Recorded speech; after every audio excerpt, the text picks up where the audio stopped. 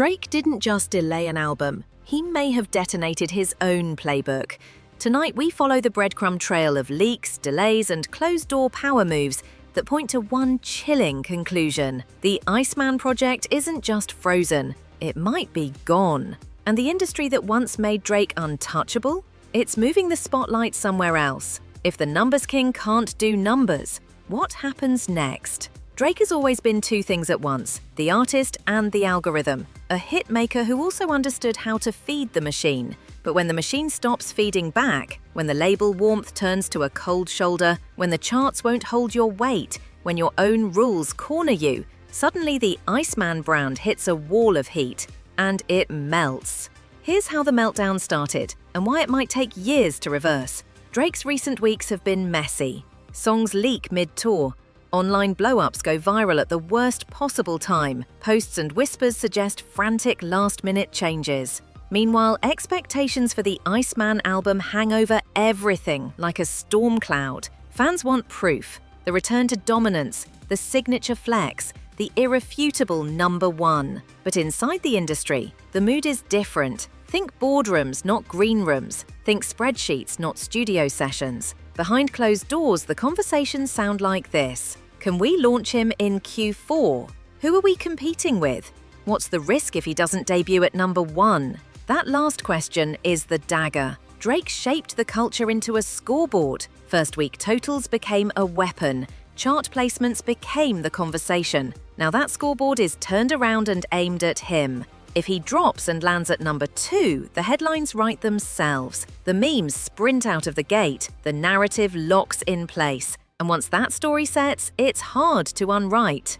Around the same time, another plotline starts threading through the calendar. An ambitious, all-hands, label-wide push for a seismic pop release. An album positioned not as big, but as the biggest since the last time the industry called something historic. The whispers compare the rollout plan to the kind of event albums that define entire shopping seasons. The strategy is textbook. Flood retail with vinyl and CDs. Flood platforms with content. Flood the world with a clean, unstoppable story. Holiday shoppers don't stream, they gift. That's not a lane Drake can win on right now. So what does the Iceman camp do? First, they look sideways, not forward. Friends delay, collaborators reshuffle, schedules get pushed 7 days here, 2 weeks there. An album that was lined up for a late September bow slides to the following week, supposedly to dodge a pop-rap thunderclap from a rival. But the new date isn't clean either. There's still competition, another name that can eat oxygen, and rumors swirl that major features quietly back out to avoid becoming collateral. It looks tactical. It reads desperate. Picture the mood in Drake's inner circle. Group chats pinging at 2 a.m, managers passing forecasts, somebody tabulating how many vinyl units it would take to offset a streaming dip, someone else asking whether the fan base can be re-galvanized with a leak-turned single if the right verse is secured in time. Meanwhile, the broader label ecosystem, where favors used to be the fuel, isn't offering the same premium gas. Bridges feel slimmer. The temperature in those rooms feels cooler. This is what happens when an artist beefs with the system that once amplified every drop. It's not that the music stops, it's that the path gets narrower. The yes that used to be automatic becomes a maybe, and maybe is the enemy of momentum. The Iceman concept was supposed to be the reset. A focused season, episodic drops, tight narratives, controlled leaks, and one grand, clean album moment.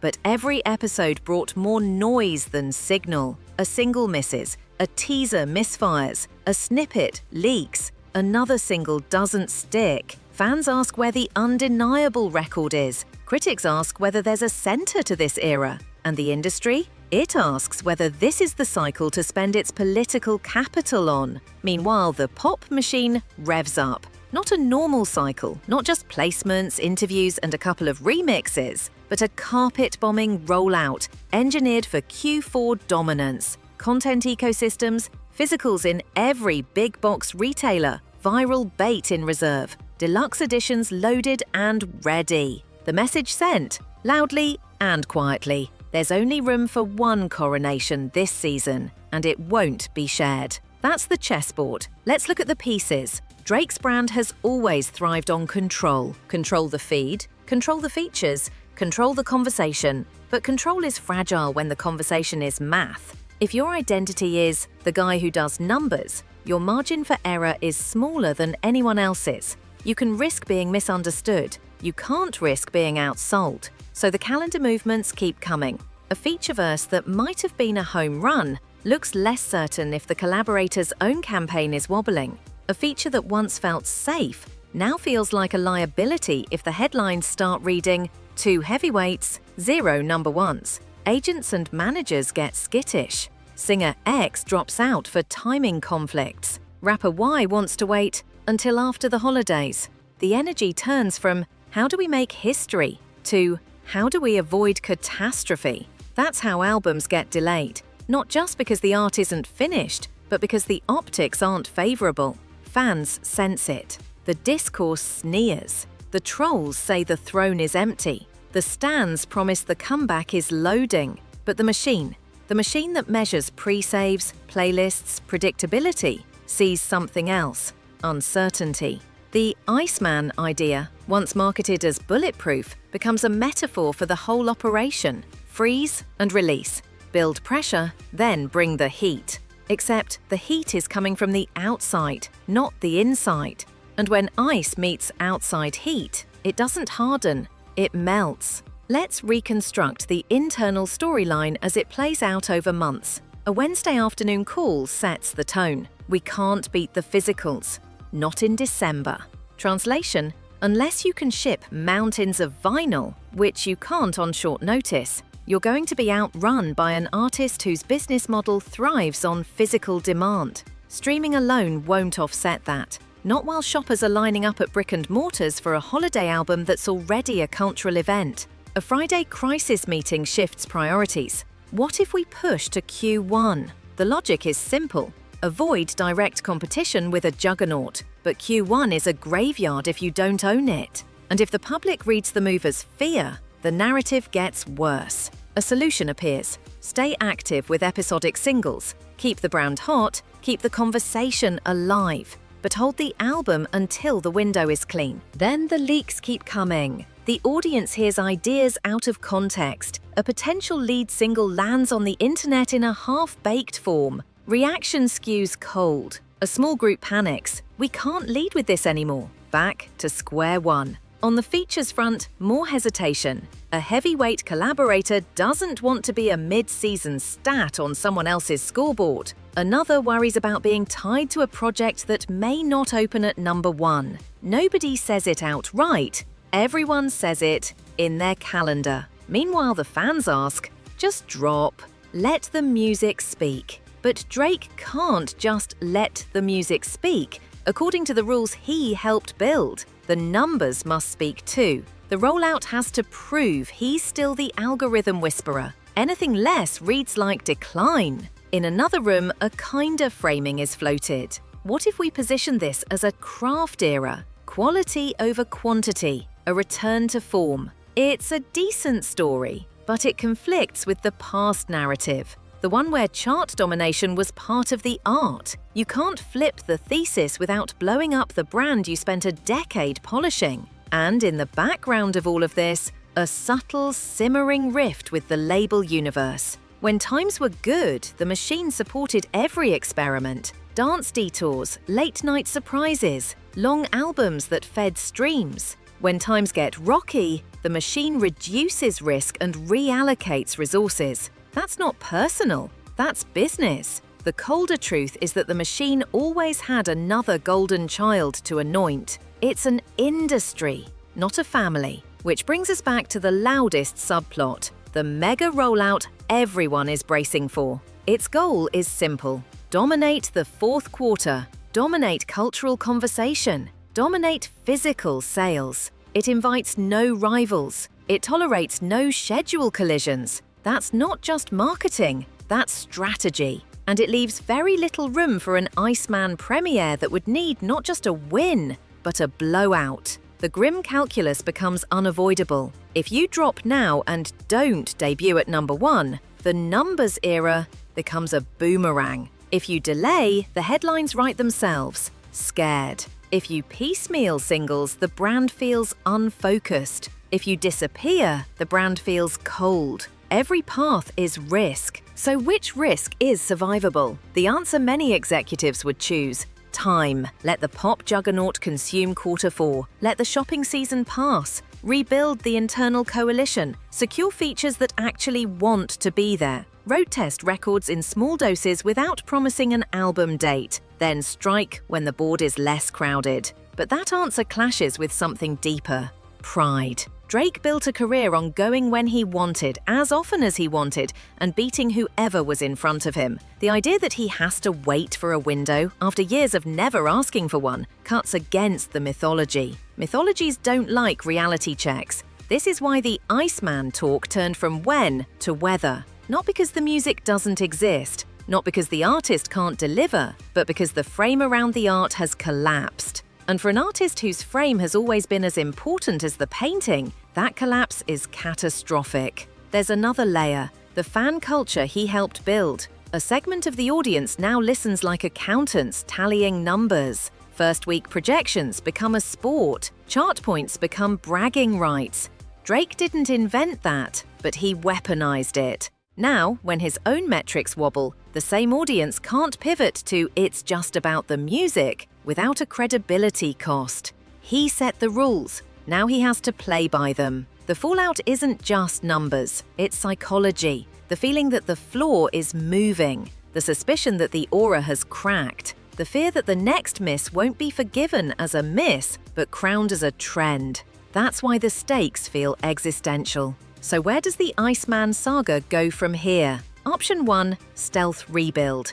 Drop a smaller project, an EP that isn't branded as the Iceman centerpiece. No grand promises, no massive first-week pressure. Let one record organically tower over the rest. If the culture crowns a song, you've got a bridge. If not, you haven't burned the album moment. Option 2, full reset. Vanish long enough to make the return feel necessary, not expected. That's risky for someone whose lifeblood is presence. But absence concentrates attention. The next public move becomes an event by default. Option 3, roll the dice now. Accept the risk of a number 2 debut, then declare that the numbers game is dead. That would be bold, but it would also contradict a decade of messaging. It's hard to make fans stop counting when counting was the point. The practical forecast, though, the one the suits are whispering, is harsher. No Iceman in the remainder of this year. Maybe not in the first half of next year. Maybe the concept mutates into something else entirely.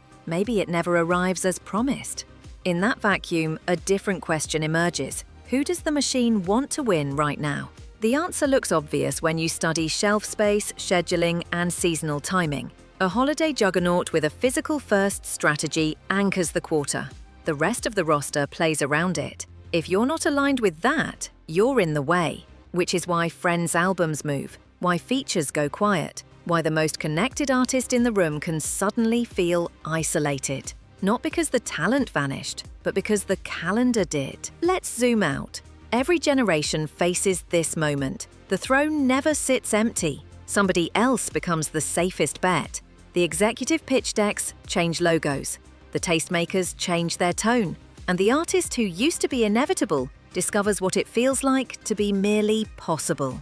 The tragedy and the lesson inside the Iceman saga is that Drake knew this. He built walls against it, relentless output, strategic pivots, surprise tapes, algorithmic mastery. But when the very metrics you trained the world to worship refuse to kneel, all the walls become mirrors. You can see the problem from every angle. You just can't solve it with the old tools. Fans will say, let the music talk. Critics will say, it already did. The industry will say, what's the safest story for Q4? And the artist will say, publicly or privately, what happens if the music is great and the numbers aren't? That question is the ghost haunting every unreleased track on a hard drive labeled Iceman. So here we are. The leaks keep leaking. The singles keep missing the clean, unanimous moment. The calendar keeps tightening. The label support keeps redirecting. The rivals keep lining up their best quarters. and the artist at the center keeps staring at a chessboard where every move costs more than it used to. The coldest part of the Iceman story? It's not the delay. It's not the leaks. It's not even the competition. It's that the one thing Drake can't outthink is the rulebook he wrote. When you convince the world that greatness equals dominance and dominance equals numbers, you don't get to redefine greatness when the numbers stop cooperating, at least not easily, and not immediately. Could the ending still flip? Absolutely. All it takes is one undeniable record, one cultural chokehold, one "of course he did" moment. Drake has pulled that rabbit out of the hat before, but the stakes are different now. The audience is more skeptical, the machine is more selective, the holiday calendar is more hostile, the grace window is smaller. Until that record appears, the Iceman remains a rumor with a track list, a brand without a date,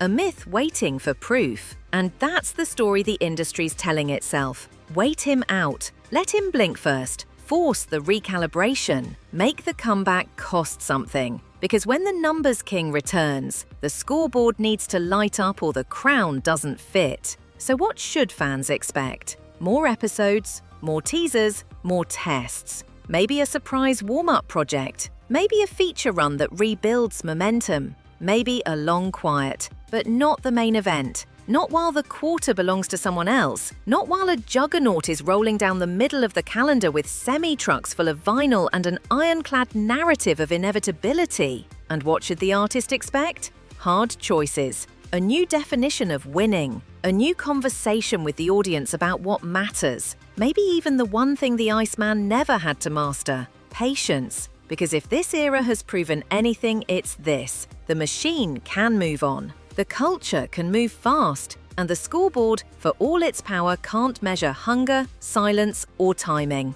The next great Drake story, if there is one, won't be written in the language of first week totals. It'll be written in the language he used before the machine crowned him. Records that bend the room, verses that refuse to leave, choices that don't chase approval. Until then, the Iceman waits. The calendar yawns. The machine bets elsewhere. And every day that passes without a date turns the rumor into a verdict. One day, maybe soon, the record drops and the world stops, and the scoreboard lights up again. Or maybe the Iceman becomes the album that taught the numbers king a rule he never wanted to learn. If you build a throne out of charts, you'll have to defend it with more than math.